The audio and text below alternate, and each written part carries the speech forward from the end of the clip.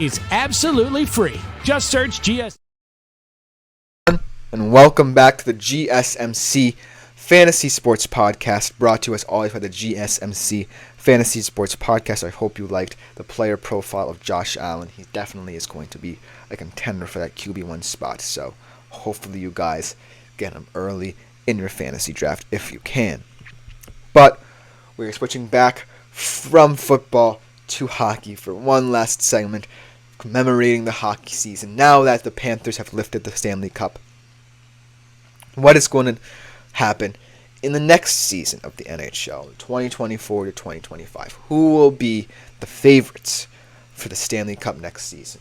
So without further ado, let's get right into the betting odds, the way too early ones for that matter, for the Stanley Cup Finals for next season.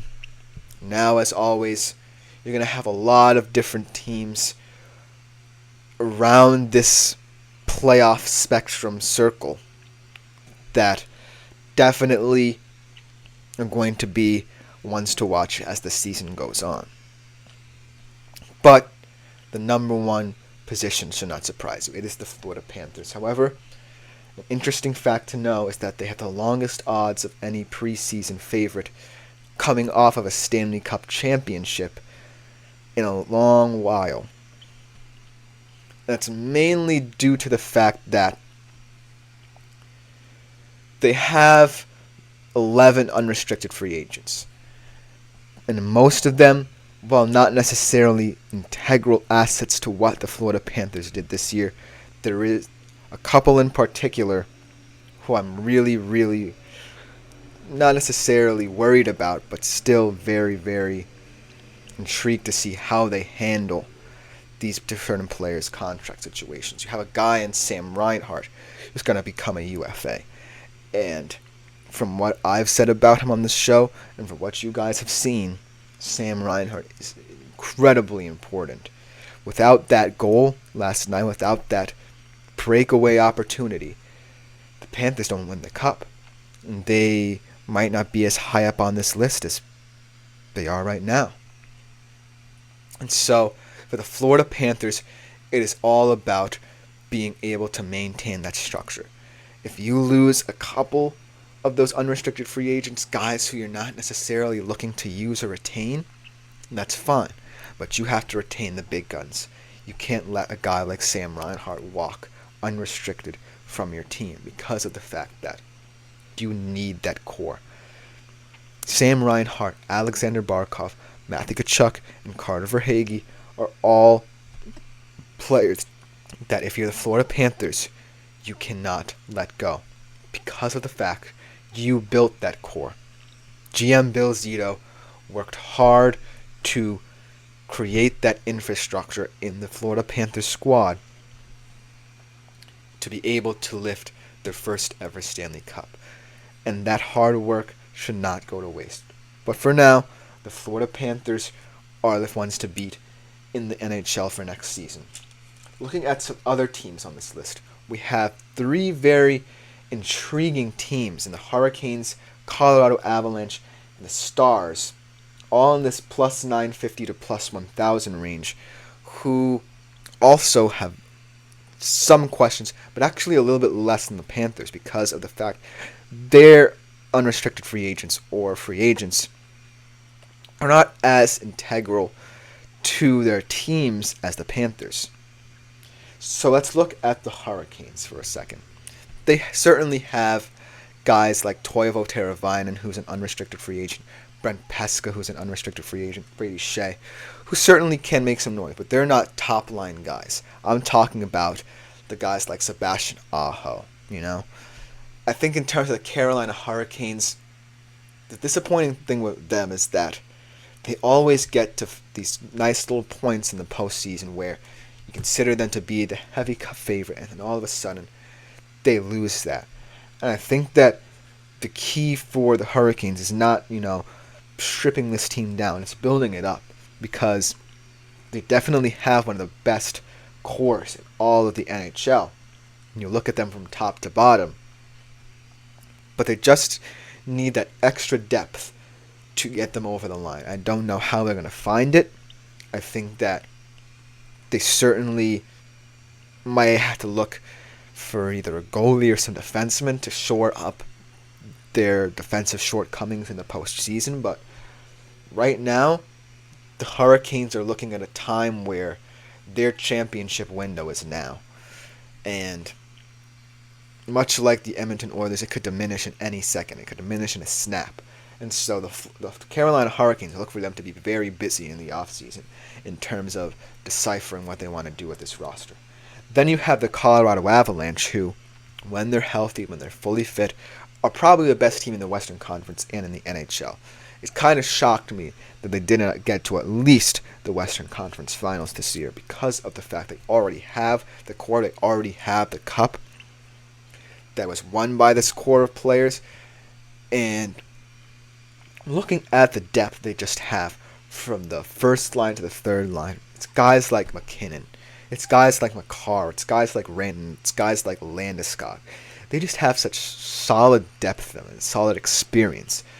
They know what it takes to win a cup, and when you're looking at how long these odds are to start off, I think the Colorado Avalanche might be the bet to win the Stanley Cup next year. Obviously, in the past, they've had a couple injuries that have derailed their seasons. But as we saw in 2022, this team can catch fire, man. They just have such incredible talents. And I just think the sky's the limit for them. Then we look at a Stars team that I really think could have made it to the Stanley Cup final. I think they legitimately were Rupe Hintz away from beating the Edmonton Oilers. If Rupe Hintz were healthy for the entirety of the series, the Dallas Stars could have been in the Stanley Cup Finals and could have pushed the Florida Panthers as much as the Edmonton Oilers did. In terms of the Dallas Stars, it's figuring out how to meld that youth and experience in the squad. I think that the Dallas Stars... Oops, sorry about that. I think that the Dallas Stars are a team who have the experienced players that you need to get to the Stanley Cup Finals and beyond, but they also have youthful players that they're really excited about.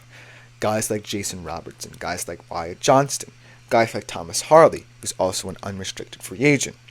And so, I think the Dallas Stars need to find a way to transition to that youth, but still make sure that they have key leaders in their locker room to hold them together. Because right now, the Dallas Stars are in a weird place where they're going to contend for years to come, but it's ultimately up to how they frame this young group and how they are able to sustain this young group and get them to become the leaders that they need them to be one of the best teams in the West and in the NHL.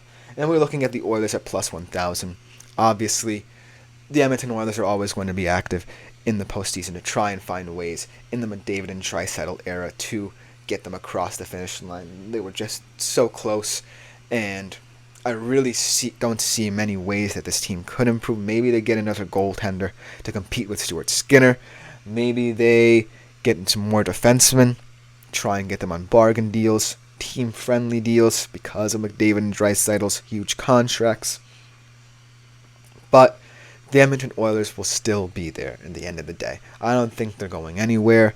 The fact that, yes, they potentially could have been one of the easier paths to the finals in the West goes to show that sometimes you have to get lucky.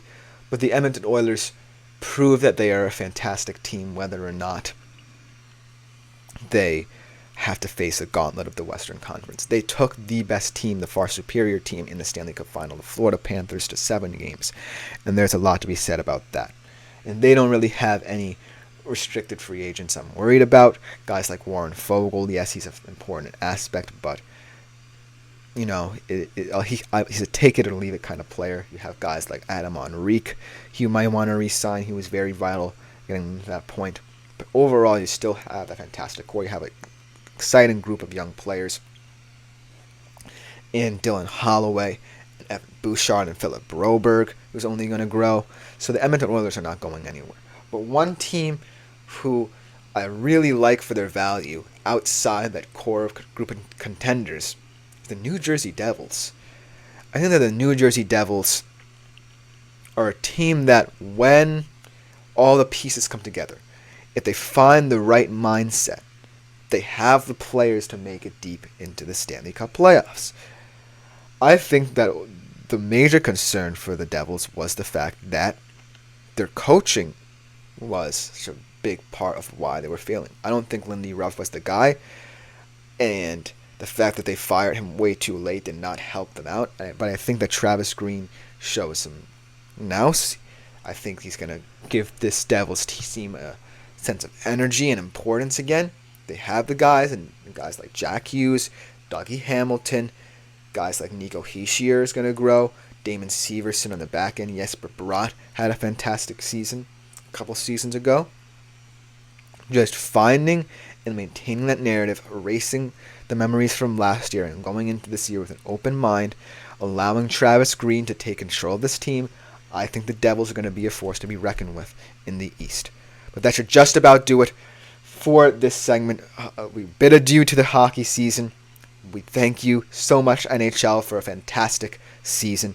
But we are going to switch yet again, to the player profile series. We'll be going over the most dynamic QB in the league. It should give you a hint as to who it is. But we will be right back with what should be another fantastic segment for the player profiles on the GSMC Fantasy Sports Podcast.